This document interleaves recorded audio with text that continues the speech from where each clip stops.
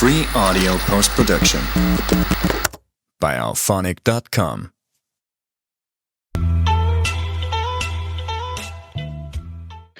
Bonjour à toutes et à tous, bienvenue dans Cinécast. Salut Thibaut. Salut Guillaume. Cinécast, c'est l'émission qui vous fait découvrir les dernières sorties cinéma et streaming. Et avant de plonger dans notre film du jour qui s'appelle Le crime du troisième étage, pensez à vous abonner sur la plateforme de votre choix, à liker la vidéo si vous êtes sur YouTube ou à laisser un avis sur votre application de podcast favorite. Le crime du troisième étage, c'est un film qui sort le 11 mars en Belgique et en France. C'est une comédie dramatique, mais surtout un film policier, on va pas se mentir.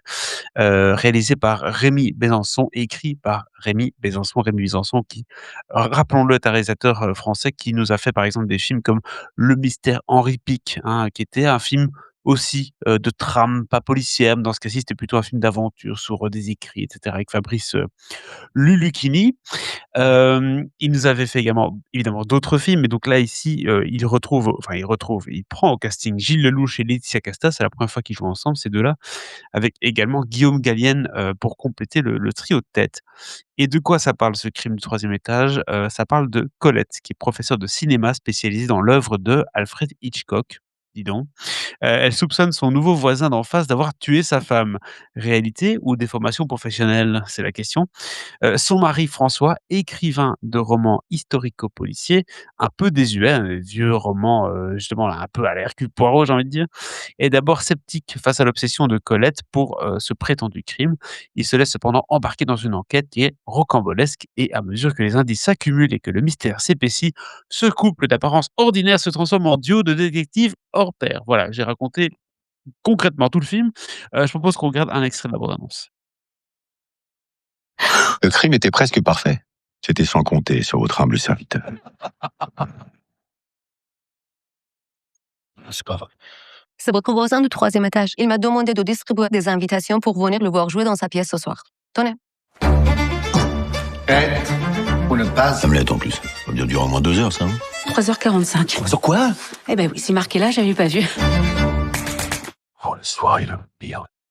Voilà, est-ce qu'on va passer sur une merde devant ce film, Thibaut? C'est la question que vous vous posez peut-être en regardant ou écoutant cette critique.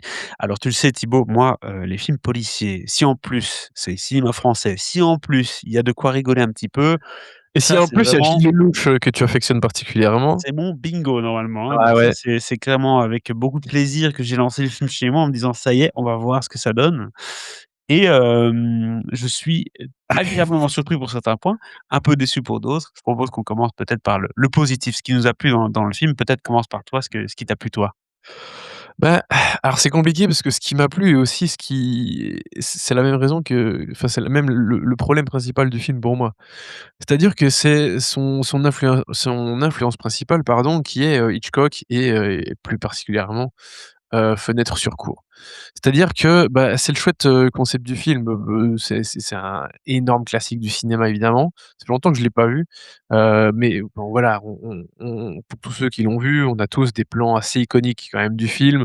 Bien sûr, évidemment, James Stewart à sa fenêtre, mais c'est pas la seule, le seul plan, mais voilà.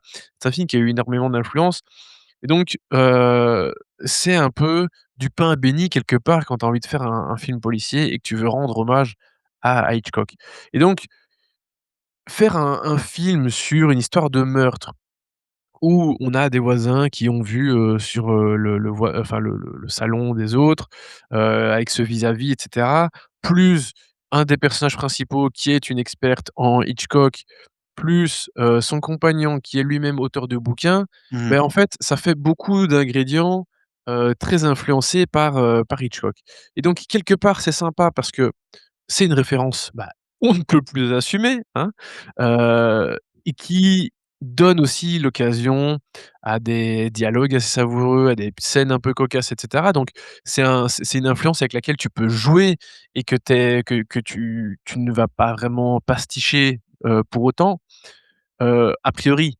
Sauf que je trouve que malheureusement et c'est là qu'on est dans la partie un peu plus problématique, c'est qu'il en fait un peu trop, en fait, avec ça.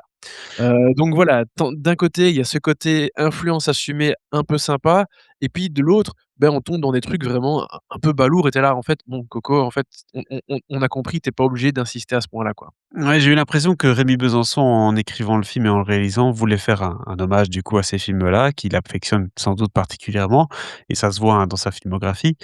Mais il l'a fait peut-être de manière trop évidente. C'est-à-dire que là, il va vraiment, comme tu l'as dit, mettre des personnages qui parlent d'Hitchcock, on parle d'Agatha Christie, on parle de romans policiers, on parle enfin tout ça, c'est des références qui sont vraiment, frontales et ça enlève un petit peu la magie du film, du coup, parce qu'on a l'impression d'être devant cette espèce d'hommage constant qui te rappelle que: «Eh, c'était quand même bien les films d'Hitchcock», hein, tu vois?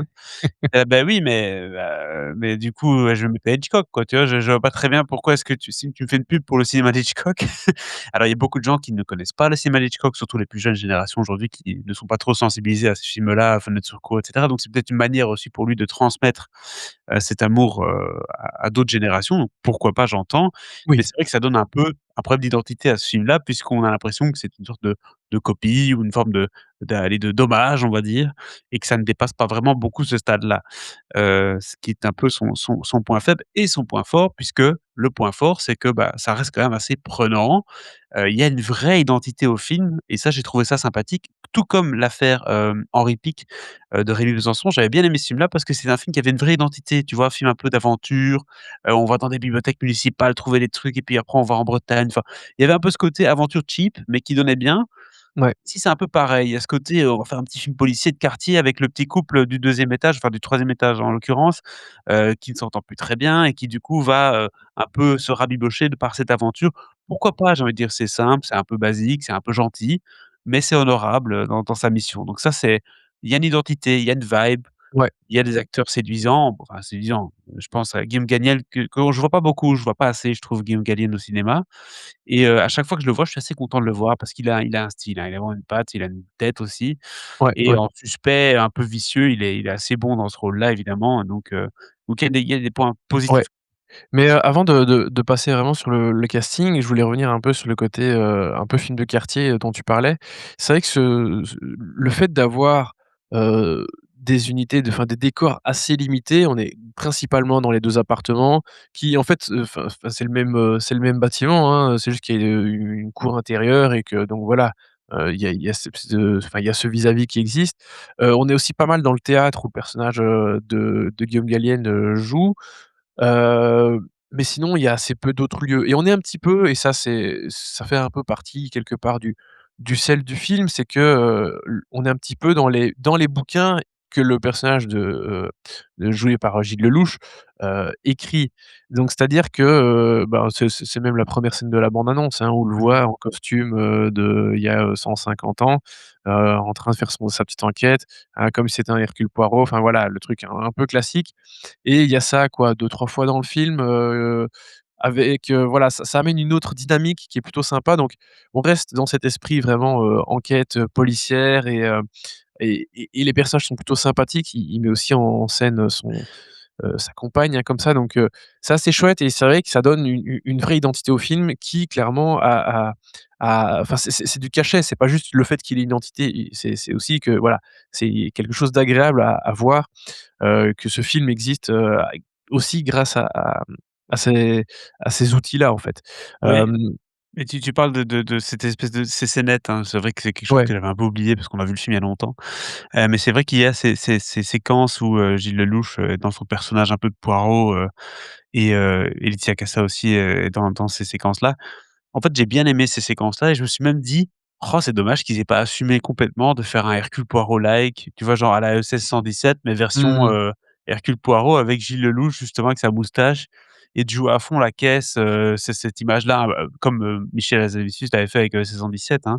Mmh mh. Ça aurait été finalement peut-être pas une mauvaise idée de jouer cette carte-là, et un hommage peut-être un peu plus sympathique, que de faire un peu ce mélange, voilà. Il y a plein d'idées, plein d'envies de montrer de l'amour pour ces films-là, mais dans l'exécution, il y a ce petit goût de, «OK, oui, d'accord, mais Mouais, ouais». oui, parce qu'en fait, au-delà de ça, même s'il y a plein de scènes que je trouve vraiment chouettes, Mmh mh. notamment une scène où, le personnage de Gilles Lellouche va aller fouiller dans, l'appartement du voisin et cetera. Ou bien sûr, le classique, hein, en fait, le personnage, qui était parti, bah, va revenir, plus tôt que prévu. Enfin voilà. Ah, c'est un truc qu'on a déjà vu plein de fois, mais qui fonctionne toujours aussi bien en fonction de la façon dont c'est fait et c'est amené. Mais donc il y a plein de scènes que je trouve vraiment chouettes.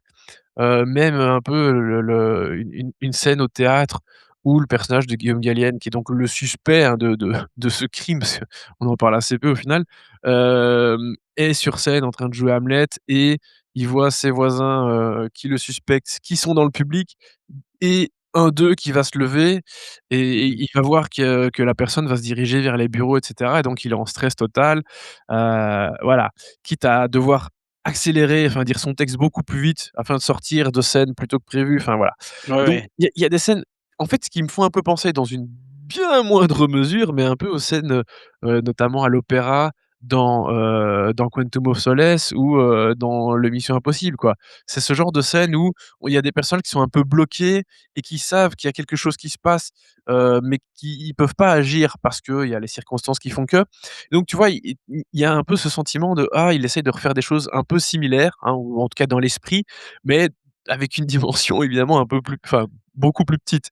Et voilà, et donc il y a pas mal de scènes qui fonctionnent, mais dans l'ensemble, il y a quand même ce petit truc de: «Ah, c'est sympathique, ça fonctionne, mais en fait, c'est pas, heu» je vais peut-être être un peu méchant, mais tu as l'impression que c'est pas beaucoup plus qu'un téléfilm, en fait. Oui et puis ce qu'il faut pas oublier aussi, c'est que donc il y a un crime, hein, il y a un suspect et c'est tout.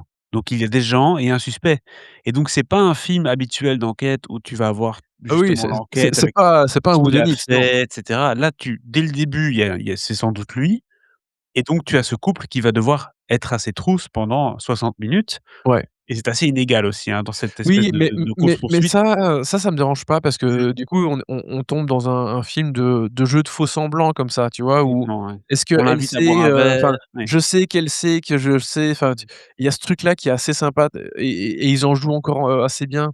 Heu, mais heu, mais oui, c'est clair que c'est un procédé qui a un peu ses limites forcément, et Exactement et donc qui peut vite tourner en rond, quoi. tu parlais de la scène du théâtre ou de la scène de la à la fin de l'incursion dans l'appartement qui sont des scènes assez classiques dans ce genre de film-là et qu'il y a également dans Fenêtre sur cour évidemment. Bah, oui, c'est des scènes qui fonctionnent bien, qui arrivent assez tard dans le film et c'est à ce moment-là du film où tu te dis: «Ah, ce genre de suspense-là, ça j'aime bien» et tu aurais peut-être pu le mettre un peu plus tôt dans le film déjà un peu plus parce que c'est vrai que ça arrivait assez tard. Et ça bon, ça contribue aussi, hein, c'est comme dans tous les Hitchcock, tu as 1 heure où il se passe pas grand-chose et puis tu as 2-3 scènes un peu ouh là et puis ça redescend.